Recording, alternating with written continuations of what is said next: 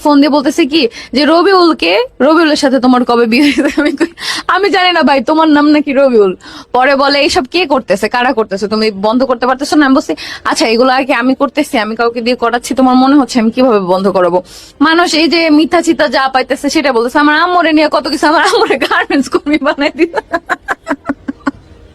আমার আম্মুরে গার্মেন্টস কর্মী বানাই দিছে, আরো কত কিছু। তো সেখানে তুমি তো কিছুই না। বলে আমি ফেসবুকই চালাই না যার জন্য, আর আমার নাকি নাম রবিউল। মানুষ আমাকে এগুলা হচ্ছে স্ক্রিনশট দেয় হোয়াটসঅ্যাপে যে ভাই আপনার নাম রবিউল কবে হইলো? আর তিশা তো জানতাম আপনার বউ ছোটবেলায় বিয়ে করছেন, তাহলে কেমনে কি?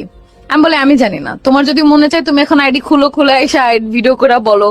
পরে বলে আমি এটি পারিও না, আমি এটি করবো না, কিন্তু আমাকে নিয়ে যারা মিথ্যা বলতেছে এগুলো বন্ধ করো।